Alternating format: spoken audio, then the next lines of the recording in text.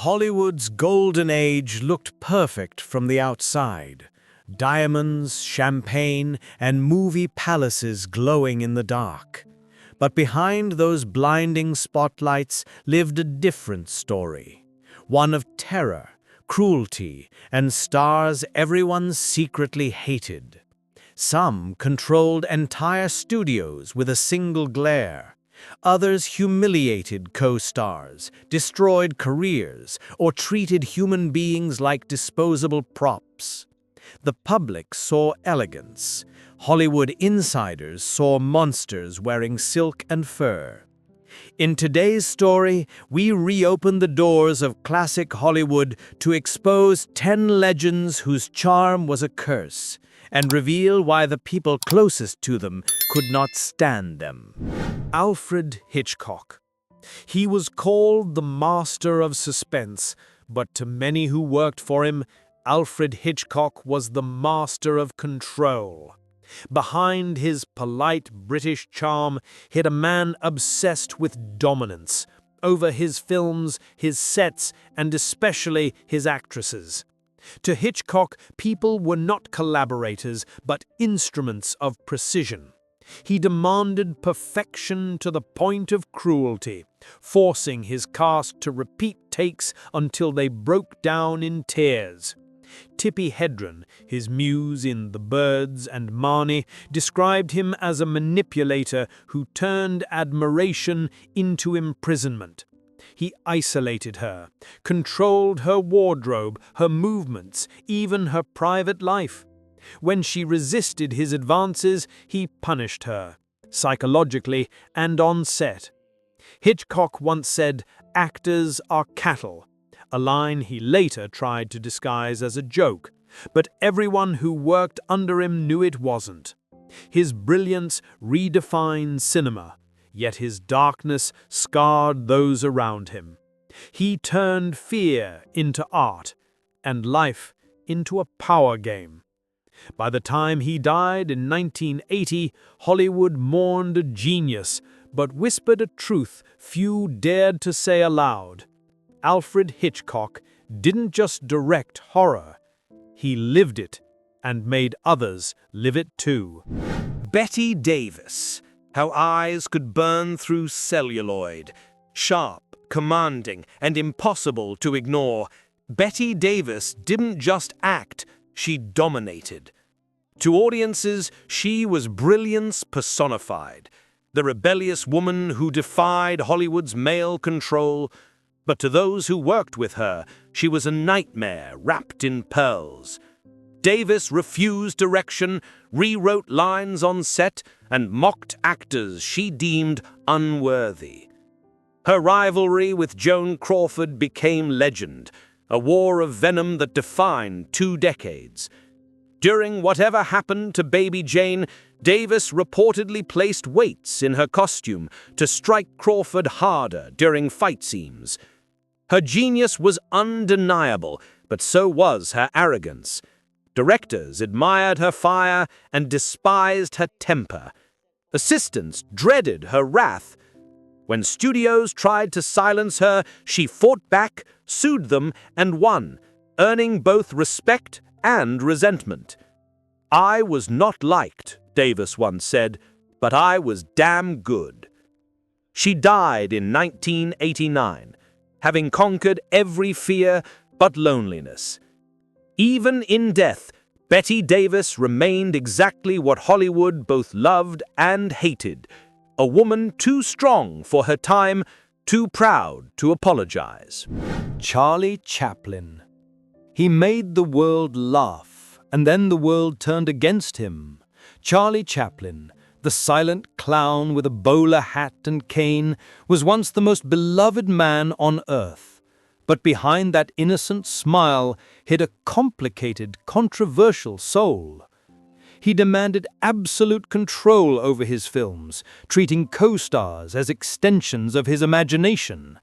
Those who challenged him were quietly dismissed. Crew members admired his brilliance, yet feared his temper, a perfectionism that bordered on tyranny. Off-screen, Chaplin's private life stained his golden image.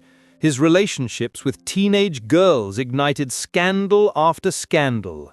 Marrying a 16-year-old when he was over 50, he drew fury from the press and suspicion from the government. During the McCarthy era, his political opinions and rumored communist sympathies made him an enemy of America. In 1952, while traveling to London, he was banned from re-entering the United States. The man who built Hollywood comedy was exiled from it forever.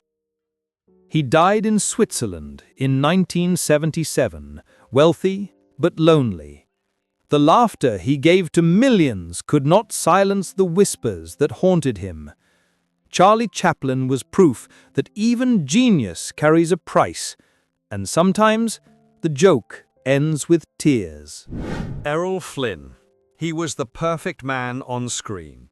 Tall, fearless, with a sword in hand and a grin that could melt hearts. But off-screen, Errol Flynn lived like a storm without conscience. The Robin Hood of Hollywood was famous for his wild parties, his taste for danger, and his endless pursuit of women. What began as charm turned into chaos.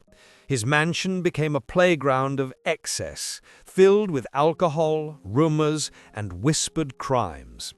In 1942, he faced trial for statutory rape, a scandal that nearly destroyed him. Though acquitted, his reputation never recovered. Hollywood's golden boy became its most notorious sinner. Directors avoided him, studios feared the headlines, and colleagues grew tired of his arrogance and self-destruction. Still, Flynn laughed it off, saying, "I like my whiskey old and my women young." It became the line that defined and damned him. By 1959, at only 50, his body gave out. Years of indulgence had turned him into a ghost of his former self. He died penniless, infamous, and alone. Errol Flynn had lived every fantasy and paid for each one with his soul. Frank Sinatra. He had a voice that could melt glass, and a temper that could shatter it. To the public, Frank Sinatra was the smooth, magnetic crooner who defined romance. But behind the spotlight, Old Blue Eyes had another reputation, that of a man feared more than loved. He was charming at dinner, terrifying after midnight. Waiters, musicians, and even close friends learned to read his moods like weather forecasts. A wrong word could end a career. Sinatra's ties to organized crime were no secret. He dined with mob bosses, made phone calls that silenced rivals, and used influence to settle grudges. Journalists who wrote critically about him suddenly found their tires slashed, their phones tapped. His temper was legendary. He once punched a reporter for calling him short-tempered. But perhaps his greatest weapon was his charm. People forgave him because they wanted to believe in the myth, the voice, the tuxedo, the tears under stage lights. When he died in 1998, Hollywood honored him with elegance, but those who truly knew him remembered something else, a man who demanded loyalty like a god and punished betrayal like a gangster. Joan Crawford. Her beauty was a weapon, her ambition a storm. On screen, Joan Crawford embodied grace, the glamorous, unstoppable woman every audience admired. But on set, she ruled through intimidation. Crew members spoke of her icy silence that could freeze an entire studio. Co-stars, especially other women, dreaded sharing a scene with her. She demanded control over lighting, camera angles, even dialogue, ensuring she would always shine brightest. Behind closed doors, her obsession with perfection turned into cruelty, both toward herself and her adopted children. Crawford's iron will earned her success, but also hatred. Betty Davis once called her a menace in mink. Even her own daughter's memoir, Mommy Dearest, painted a portrait of a mother consumed by rage and ego. When she died in 1977, few in Hollywood mourned.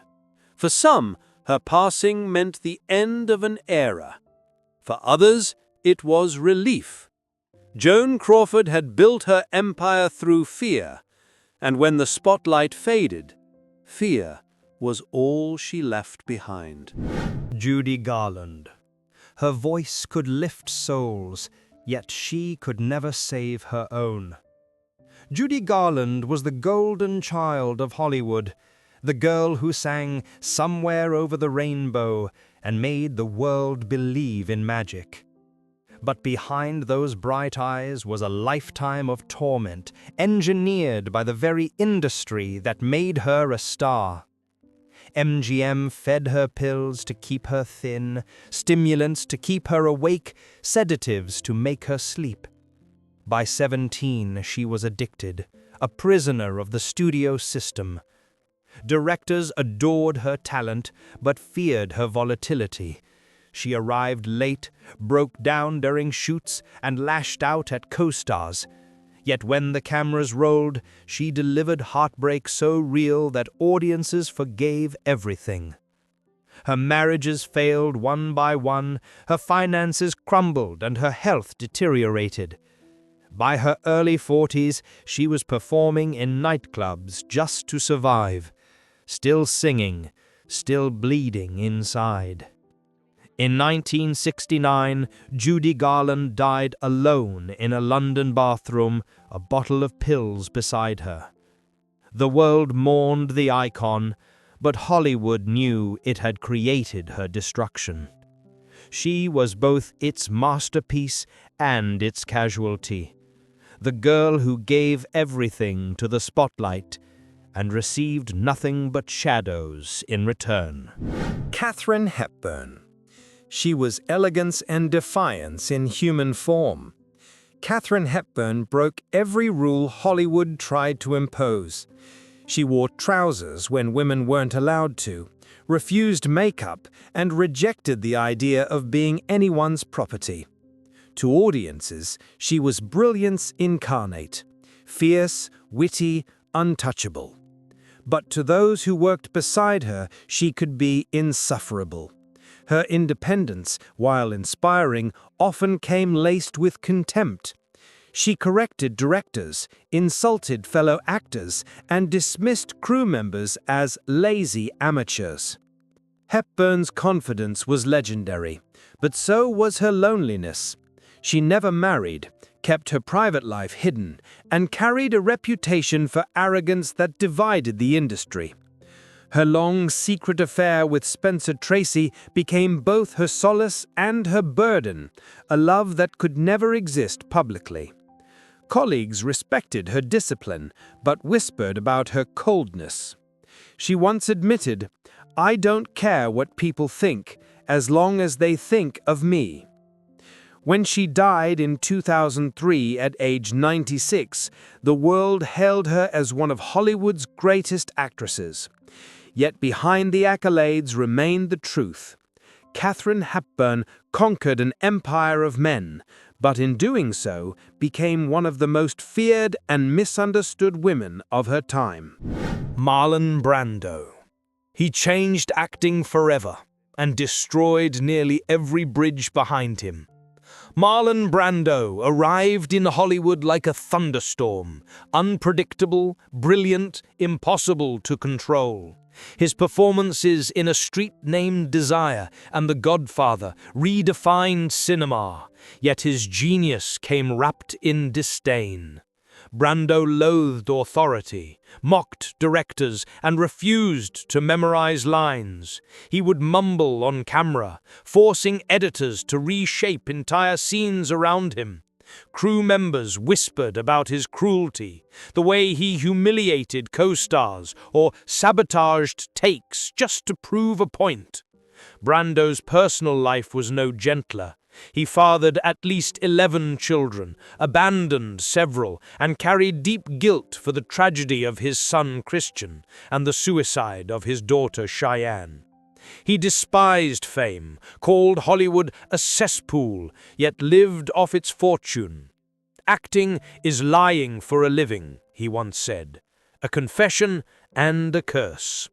By the time he died in 2004, Brando had become a myth, a man who loved no one and trusted nothing. Those who worked with him called him a genius. Those who knew him called him unbearable. In the end, he stood alone, the greatest actor of his generation and its most hated. Orson Welles. At 25, he made Citizen Kane and enraged Hollywood forever. Orson Welles was hailed as a prodigy, a revolutionary mind who changed cinema overnight. But behind the praise was resentment. Studio executives despised his arrogance, calling him the boy who thought he knew everything. Welles directed like a dictator, rewriting scripts, insulting producers, and clashing with anyone who questioned him. Actors feared his rants, editors dreaded his perfectionism. He would vanish for days, spend millions over budget, and return as if nothing had happened. Hollywood soon turned on him. After Citizen Kane's controversy, a film that infuriated newspaper tycoon William Randolph Hearst, Welles was blacklisted, humiliated, and left to beg for funding. Yet he refused to bow. "They destroyed me," he once said, "but they couldn't destroy my name." In exile, he made masterpieces in fragments, unfinished, misunderstood, yet undeniably his. When he died in 1985, overweight and forgotten by the system he once ruled, the irony was complete.